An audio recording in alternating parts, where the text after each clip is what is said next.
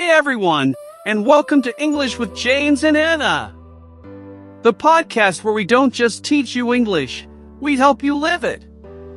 And we are so incredibly happy you're here with us today. Whether you're a first-time listener or you've been with us from the start, thank you for choosing to spend this time with us. Now, let's be honest. We all know that feeling, right? You're on the street, in a cafe, and you see someone you know. Your heart does a little jump.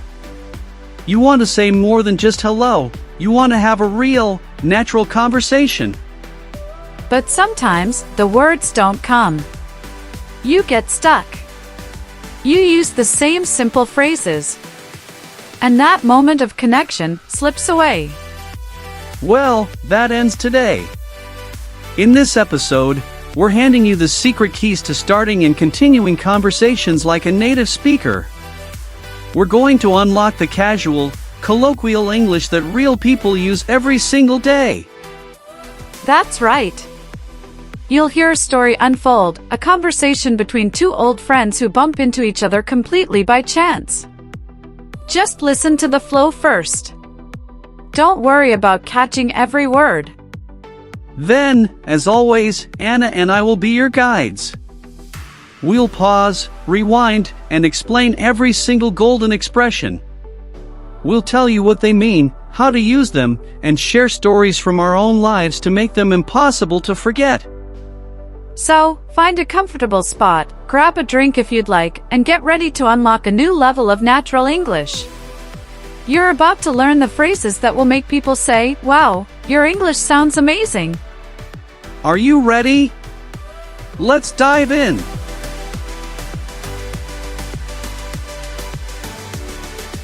Wow. Emma? Emma, is that really you? Leo. Oh my gosh. I can't believe it. What are the chances? I know, right?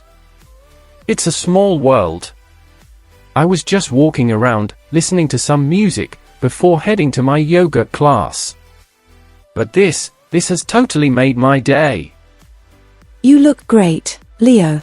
I mean, it's like no time has passed at all. You too. Seriously. So, tell me everything. What's up? What's going on in your life? It feels like it's been, 5 years? At least. I think the last time we saw each other was at Sarah's wedding, back in 2018. That's wild. So much must have happened since then. I started a new job, moved apartment twice, even tried and quit painting classes. It's been a whirlwind. And you? Catch me up. And pause. Welcome back, everyone. Anna, what a fantastic start to a conversation. Right, James? You can just feel the positive energy between them. And did you notice how Leo used a phrase that's pure gold? You've made my day. Absolutely. You've made my day is a wonderful, warm way to tell someone that they've done something that made you really, really happy. It's stronger than just saying, "I'm happy to see you." It means this unexpected meeting has been the highlight of your day so far. It's a fantastic compliment. You can use it when a friend calls you out of the blue, when you receive a nice message, or just like here, when you run into someone special. It immediately makes the other person feel good. Let's practice the pronunciation and feeling. Repeat after us.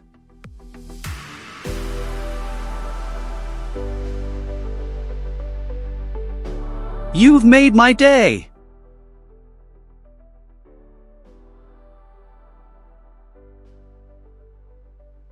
Perfect. Now, let's get back to Emma and Leo. I want to hear what Emma has been up to all these years.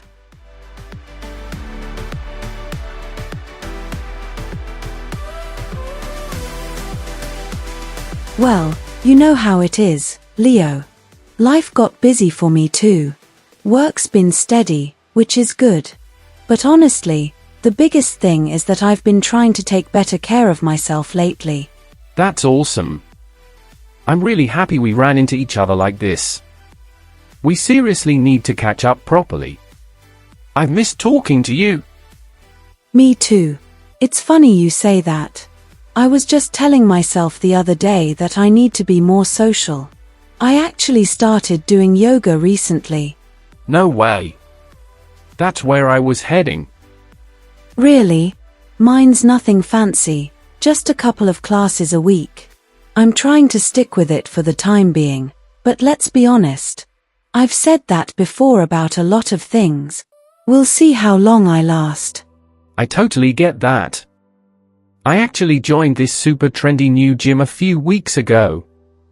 It's one of those places where everyone looks like they're about to be in a fitness magazine, matching outfits, fancy water bottles, the whole thing.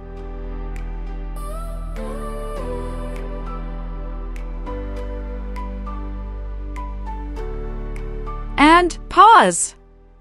Welcome back. James, this conversation is just filled with everyday magic. It really is, Anna. And our listeners just heard two more incredibly common and useful phrases. Let's start with run into someone. Leo said, "I'm really happy we ran into each other." This is a key phrase. To run into someone doesn't mean you physically crashed into them. It means you met them by chance, by accident, without planning it. It's a spontaneous meeting. Exactly. It's the perfect way to describe seeing someone at the supermarket, on the street, or in a cafe when you didn't expect to. For example, just last week, I ran into my old music teacher at the cinema. It was a complete surprise. I love those moments. And the other golden phrase is catch up. When Leo says, we need to catch up, he means they need to talk and share all the news and things that have happened in their lives since the last time they met. It's the verb we use for rebuilding that connection after time apart. Let's practice these two together. Repeat after us.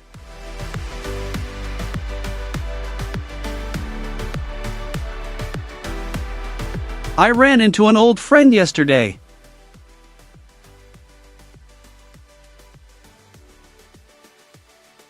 We need to catch up soon.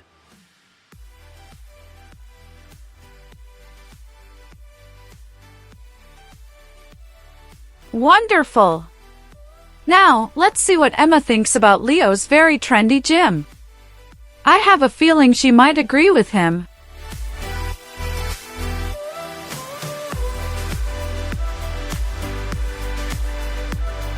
Oh, I know exactly the type of place you mean. Sometimes those trendy spots can feel a bit samey, you know? Every class follows the same pattern, the same music, the same instructor vibe. It can all get a bit run-of-the-mill after a while. Nothing that really makes you look forward to going. Yes. That's the word. Run-of-the-mill. It's just ordinary. It works, but it's not special. That's actually why I've been thinking about going back to dance classes. I used to take them just for fun, nothing professional, but it made me so happy. The music, the movement, before you know it, an hour has passed and you're in such a good mood. That actually sounds amazing. Just talking to you right now, out of the blue like this, it feels like a step in the right direction for me. I've been stuck in this boring routine lately, and I didn't even realize how much I needed to see a familiar face. That's so sweet. You know what? Let's not lose touch again. We always say we'll stay in contact, and then life gets in the way. What are you up to this weekend?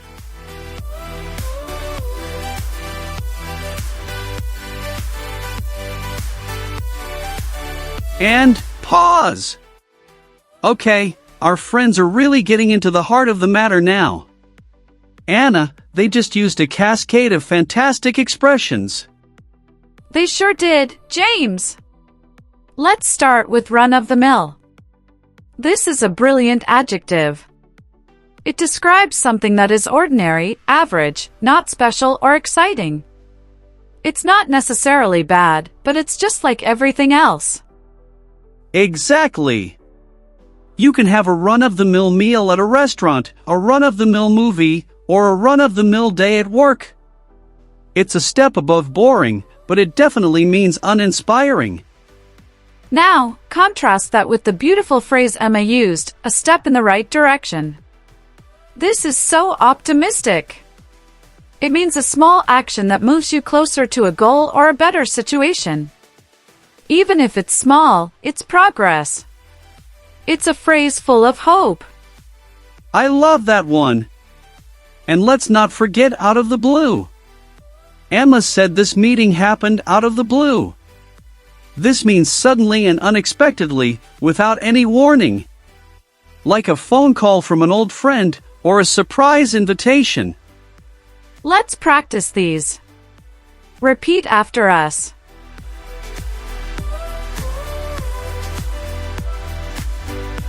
The movie was pretty run-of-the-mill.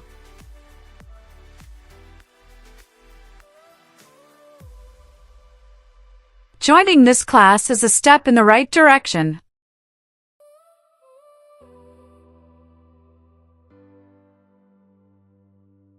The call came completely out of the blue.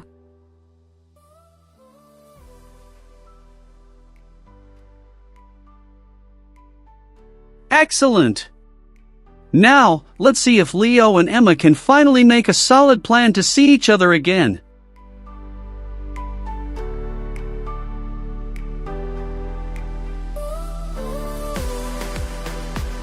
This weekend?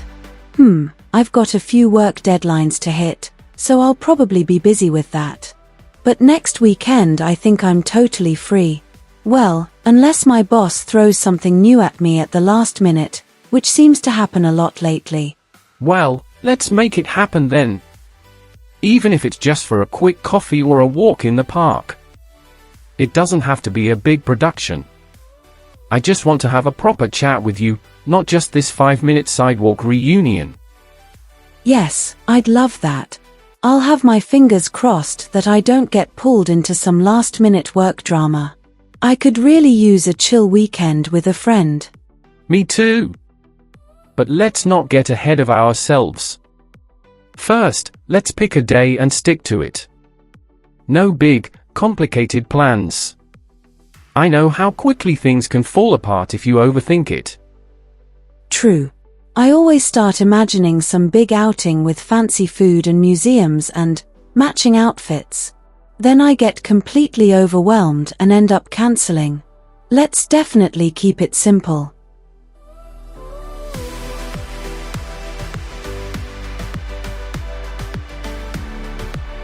And pause!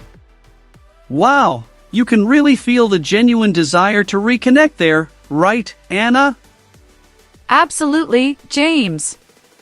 And they've given us 2 more incredibly useful phrases for making plans. First, Leo asked Emma, "What are you up to this weekend?" This is the go-to question for asking about someone's plans in a casual, friendly way. Exactly. It's much more natural than the formal "What are your plans?" You can use it for the weekend, the evening, or even right now. Hey, what are you up to? It's an invitation to chat. And then Emma's response was perfect. "I'll have my fingers crossed." This is a lovely, visual way to say you're hoping for good luck, that you really want something to happen.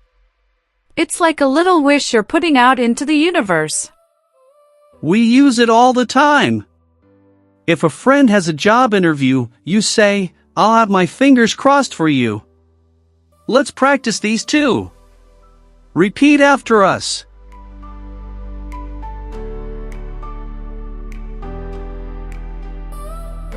What are you up to this weekend?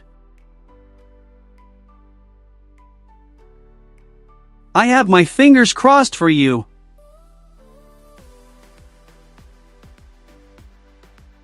Beautiful.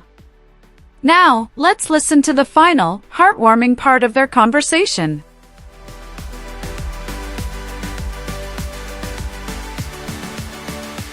So, are you still at that design company you used to love so much? Yeah, I'm still there, still doing graphic design. But lately, Hace una pausa, reflexivo, I've been walking around the office, you know, down on the floor where all the real work happens, and I looked around and thought, this feels too familiar. Too routine. I think it might be time for a change. I get that. Sometimes we just know, deep down. It doesn't have to be a huge, dramatic shift, but even a small one can give you a fresh perspective. Exactly. I'm not making any big decisions yet, but honestly, seeing you today, talking like this, it's reminded me how good it feels to reconnect. It's like a little spark of energy. Makes me feel more hopeful, you know? Totally.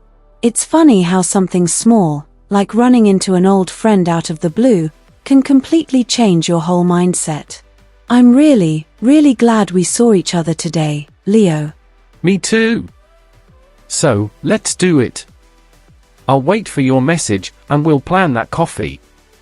This time, no disappearing for another 5 years. Deal? Deal. I'll text you tomorrow, and we'll make it happen. It was so good to see you, Leo. You too, Emma. Take care.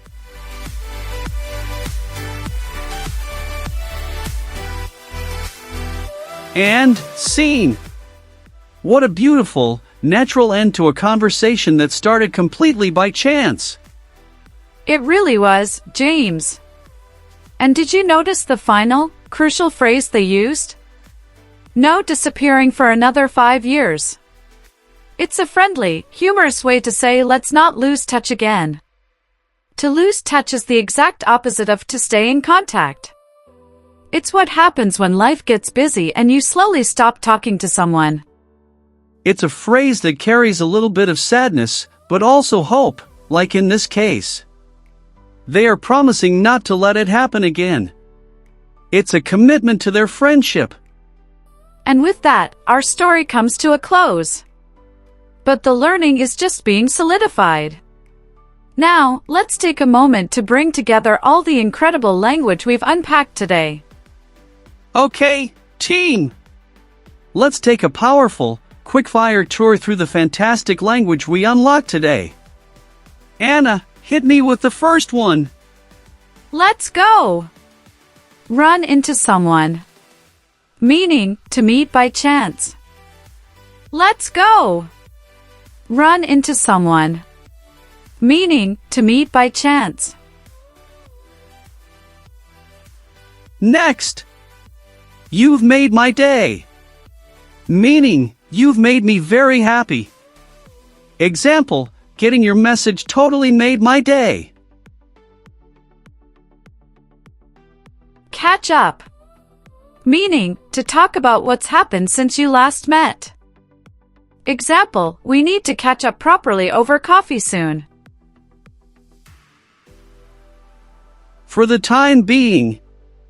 Meaning, for now, temporarily. Example, I'm using this old phone for the time being. Trendy. Meaning, very fashionable and popular. Example, that new cafe is so trendy, it's always full. Run-of-the-mill. Meaning, ordinary, not special. Example, the hotel was fine, but pretty run-of-the-mill.